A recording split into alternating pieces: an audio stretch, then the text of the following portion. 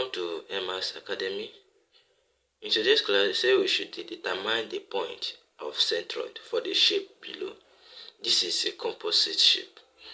This comprises three rectangles. This is rectangle 1, this is 2, and this is 3. Three rectangles combined together. And they say we should determine the centroid.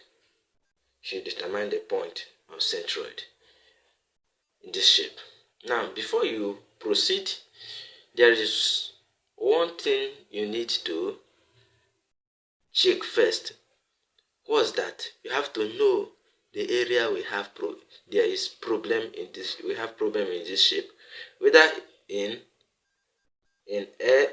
This is if you do graph, you know that this is y-axis, this is x-axis. Whether it's in y-axis that we have problem or in x-axis. Now, if we divide in x-axis, if we cut in x-axis, you know we will have equal part. This side and this side will be equal. But if you divide in y-axis, that means here, if you look into this shape, you know that the down, this one is longer than this one. This one is 150 millimeter, while this one is 100 millimeter. That means if you divide in y-axis, the two parts will not be equal. That means where we have problem is in y-axis. Okay. Now, the next thing we will do when we get that is to plot our table. Let's plot our table now. Yes, we are done plotting the table now. Now we have area, the shape. In some case they will call it component. Shape can as well be that the component. This is area. This is centroidal distance of y. This is ay, which is the product of area and centroidal distance. Okay. Now, how can we get our area? We have to recall that area is equal to length times width. Length times width. What's the length of this? The length of the first one, rectangle 1, is 100 times the width, which is 20. Should give us a 2000. Here, the centroidal distance. How can we get the centroidal distance? The centroidal distance of y-axis is 20 in angle 1.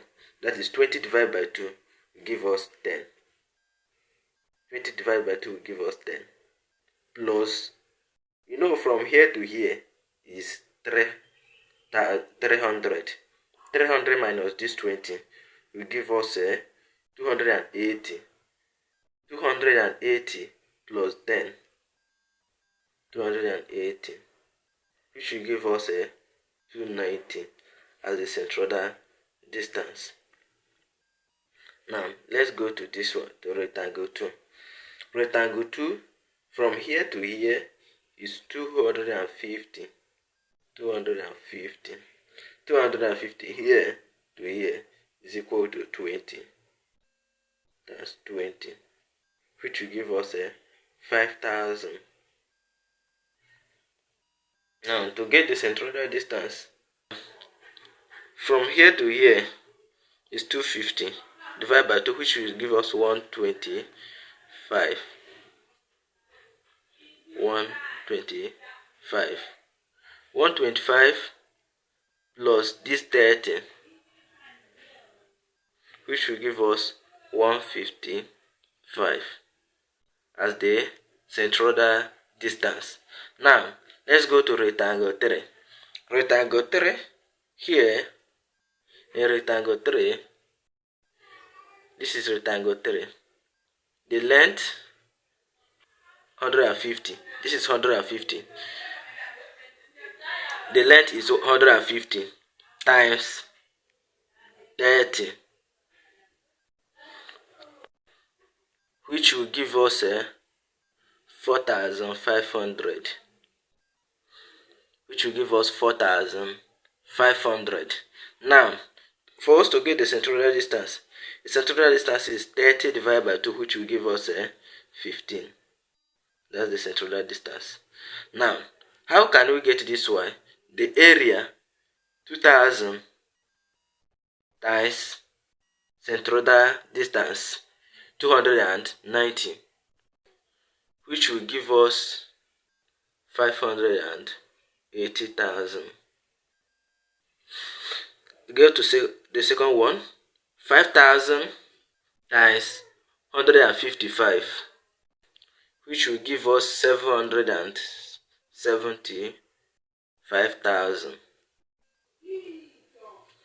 Now, 4,500 times 15, which will give us 67,500. Now, what's the next thing? Let's go with the summation of A and summation of AY. Sum this together. 2,000 plus 5,000, which will give us 7,000. 7,000 plus 4,500, which will give us 11,500.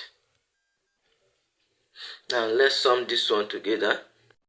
If you sum this together, it will be giving us 1,422,500. If you sum it together. Now, how can we get our y bar? Our y bar equal to summation of AY divided by summation of A, which is 1,422,500 divided by 11,500. This 0 can cancel out this 0. Remain 1,4,225 divided by 115, which will give us